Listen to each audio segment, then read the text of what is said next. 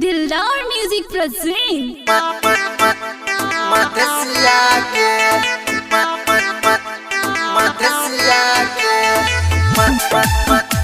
मधेसिया के छोरा चिड़ै हम मधेसिया के मधेसिया के हेगे कले ना प्यार छोड़ी हमारा से, हेगे कले ना प्यार गोरी हमारा से।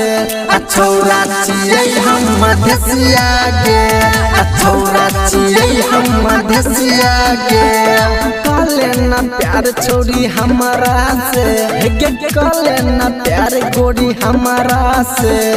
छोरा चिड़ै हम मधेसिया के छोरा चिड़ै हम मधेसिया के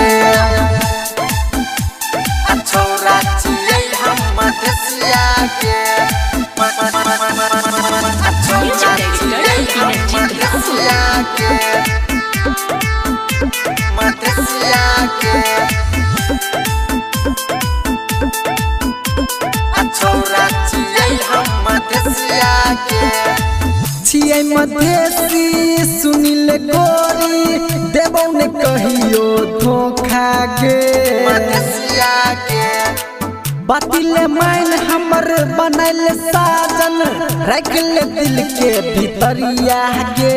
भीतरिया के छोरा चिड़ै हम मधेसिया के छियै मधेसी सुनिल गोरी देबौ ने कहियो धोखा गे। मधेसिया के बातिले माइन हमर बनल साजन रख ले दिल के भीतरिया गे। भीतरिया के भीतरिया के कले ना प्यार छोड़ी हमारा से, हेगे कले ना प्यार गोरी हमारा से। छोरा चिड़ै हम मधेसिया के छोरा चिड़ै हम मधेसिया के छोरा चिड़ै हम मधेसिया के छोरा चिड़ै हम मधेसिया के मधेसिया के दिलदार म्यूजिक प्रेजेंट छोरा चिड़ै हम मधेसिया के अपना दिल के राजा बना ले बन जो हमर रानी गे।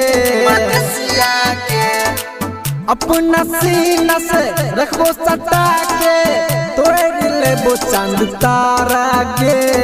तारा के छोरा चिड़ै हम मधेसिया के अपना दिल के राजा बना ले बन जो हमर रानी गे। रानी के अपना सीना से रखबो सटा के तोड़ लेबो चांद तारा गे। तारा के तारा के कले ना प्यार छोड़ी हमारा से, हेगे कले ना प्यार गोरी हमारा से। छोरा चिड़ै हम मधेसिया के छोरा चिड़ै हम मधेसिया के कले ना प्यार गोरी हमारा से।